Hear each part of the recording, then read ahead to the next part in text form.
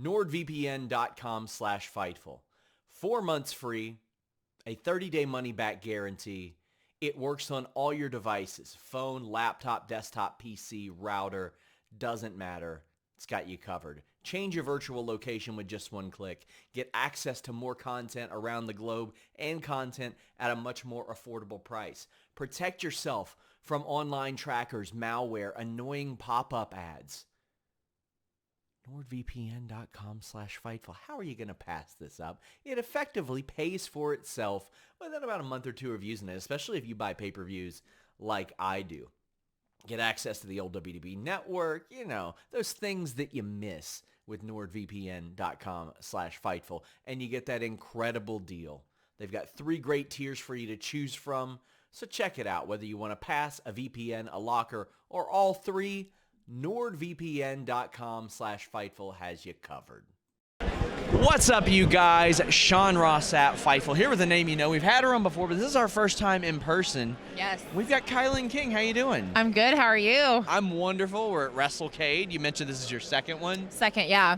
Gotta come here if you've never been. It is an insane thing. Are you booked best. for Ladies Night Out? I am. I'm in a 4-way match with Savannah Evans, Danny Moe, and Christina Marie. Okay, I love that. I mean, Danny Moe, she was working in Kentucky for a while, too. She's Yes. all over the place. Savannah Evans and Impact. And you are truly all over the place. All over the place. When I talked to you earlier this year, you had kind of bet on yourself, and you had said, no ill will with Impact. I went to them, and I said, I want to, kind of make my own way.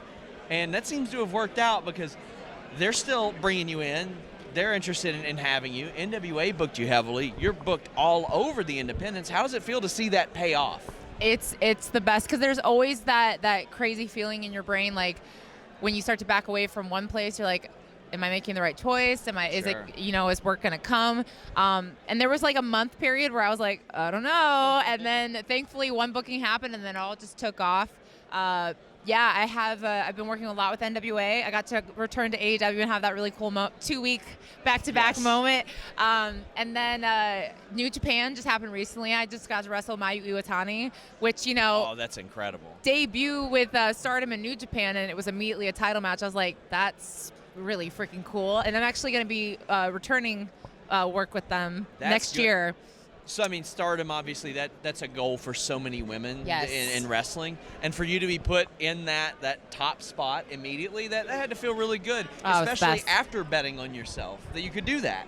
Because it not only shows you that, like, yes, I'm getting a lot of work, but when they give you the first time off, when they give you a match of that caliber, you're like, okay, my work and my work ethic speaks for itself because they're entrusting you on round 1 and booking you to have that kind of match. So that says a lot, and that makes me feel good because it's one of those things. I think I said this to you last time. It's one of those things where I just put my head down and I just keep working, keep hoping that it's paying off. So when I have moments like that, it's like, okay, it's paying off. It's working. So when you went back to AEW, how was that brought up to you? Because I know a lot of it was the tie-in with the promotional stuff, which I thought was so cool. Yeah. And so cool they thought of you in that situation as well. But, the people that had said, are you sure you don't want to hang around here? Because you had told me that Billy Gunn, said that. How did they respond when you were back and doing your thing? Had they kept up with you? Oh, it was great. So it was like a little family reunion. Yeah, I've been doing a lot of work with NWA, and I think they weren't sure if I was still a free agent. So I got a text just saying, like, hey, are you available? Yes. Okay, cool. We want to book you on Dynamite against Tony. I'm like, oh, okay, yeah, let's do that. It was so great. I got to see Jerry Lynn, Billy, a bunch of the girls backstage. I got to see Stat, and she had just gotten hurt. So I was like, yes, I need to see her. I need to give her a big old hug. And it was like not missing a beat. Like, you know what I'm saying? Like, coming back after technically it had been like 4 or 5 months. And as soon as I walked backstage, it was like I never left. Like, people were just so happy to see me, and I was really happy to see them. So, well, it seemed like you left on very, very good terms. To yes. the point to where, like you had mentioned, they were like, are you sure? Yeah. And you're like, yeah, I'm sure. And NWA has worked out really, really well for you yes. as well. How did that come about? How did you first land with NWA? So a lot of people thought I had been signed to AEW because I had done so much work with them. So I remember when I was doing less and less with them and I wasn't hearing from anybody, I was getting really worried. I'm like, why don't people want to work with me? Yeah. So I had Mickie James's number from Empower. Okay. Yeah, and so I texted her and I said, hey, I just found out recently that people think I'm signed. I'm not, and I'm looking to work other places. I want to build my name and my brand. And she's like, oh, I did not know that. Okay, cool. So then like a week later, I got an email from NWA, and that's how that all came about. Literally just sent a text message and the ball got rolling. And who's helped you the most in NWA since you've been there? Probably Jazz. Jazz, like, she's always like looking out for me, and she's always like like any match I'm put into, she always keeps an eye on it, like, hey, how you doing? You know, giving me such great advice and really leading me and stuff like that. Is she like producing there?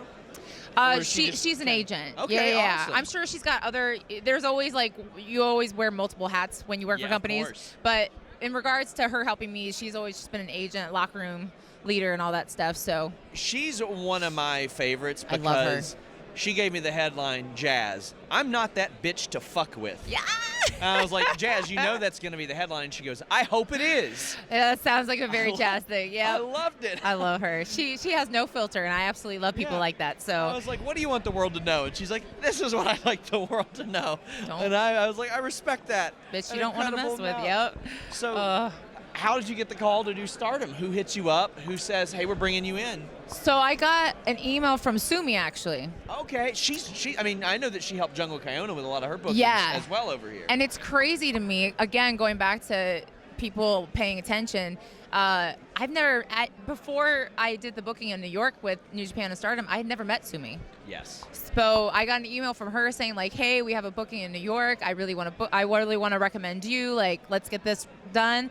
And I was like, okay, like, I've never met you. You're incredible. I love your wrestling. I've heard nothing but good things about you as a human being. And you want to help me out and get me booked here. Like, that's just, it was incredible. And it spoke volumes to, like, all the work being put in. So whenever somebody comes into New Japan, I'm like, I already know the answer to the question. Rocky Romero brought you in. Now the answer to that same question on the women's side is becoming Sumi. Like, she is so helpful and responsible and opens up a lot of doors for people. She's the sweetest human being. I already, like, her reputation already, like, you say her name to anybody and they're like, oh, I love Sumi. Like, that's always the immediate reaction. So I already knew she was a great person. But then I finally got to meet her in person. I'm like, yeah, this lady is the best. Like, she's just, from the moment she sees you, just, hugs and just, yeah. So what's next for KiLynn King? You popped up on AEW, you're doing Stardom, you popped up in NWA. I mean, I assume you're still technically a free agent, yeah? Yes, I'm still a free agent. There's a possibility that there's another company I'm about to pop up at. Ooh. Maybe, possibly. And I am doing return work with New Japan next year. Heck yeah. I think I'm allowed to tell you that. Here's the scoop, guys. I hope so. They give us interviews here and there. Yeah. So I'll be doing work with them next year. So the goal right now is I just want to work places I haven't been yet. Okay. And I would like to. I want to get back into intergender wrestling a little bit more. Okay. I haven't done it in a minute, and I missed it because there were some really fun stories that I told back at the beginning of my career in intergender wrestling, and I would love to do that again. So we're just on the ride to see what happens, and wherever we end up, we end up. I want to see you and Sawyer team up some more. Oh, I know. Can somebody book this, please? We started this tag team. The Overreactors? The Overreactors. Brilliant. I'm trying to remember. It was Billy Starks is the one who booked it originally. Yes. We had always joked about tagging, but it never ended up happening because our careers took two completely different paths. Yeah. And then Billy Starks had a birthday show. She booked us, and we were like, oh, my God, we can finally do this. So we gave her our tag team name. We set the tone, and then we got a couple more bookings, and then we were like, okay, let's do this. And we tried to promote it, and nobody wanted to book us as a tag team. It's just singles matches. So, yeah, if you guys are watching this and you're a promoter or whatever, or you know a promoter, she's on my good the side Overreactors. Anyway, because in person I got to watch her completely whip Shaza McKenzie's ass. And nothing makes me happier than seeing Shaza McKenzie get her ass whipped. What did Shaza do? Existed. Oh! Just existed generally in the world. That's what she did. Terrible. What? I need an answer. She wouldn't let me borrow her kangaroo or anything. Oh. Like, I'm salty about that. Okay. She did rap for me in our interview. That was cool. Do you rap? I don't. That's a shame. Do you think Sawyer raps? Sometimes when I talk, I accidentally make things rhyme. Does that count? It might. But it never happens on purpose. Like, it's I say things and then it rhymes, and then I'm like, I believe in LOL. you. I believe in you. I think you could freestyle right now. I mean, if we're in the car blasting some Eminem or something like that, you'll get a little rap out of me. But I don't know if you'll get a free rap. Well, if you want to hear or read more of her unintended raps, where can they follow you on social media? Easy, at KiLynn King, Twitter and Instagram. I don't really use my Facebook anymore. Sorry, guys. Who does? Sorry. I literally only exist because my parents have one. That's about it. Same here. But yeah, and then if you guys are interested in merch, fullygimmicked.com. Check it out, guys. KiLynn King, so great to see you in person. Until next time, we're out.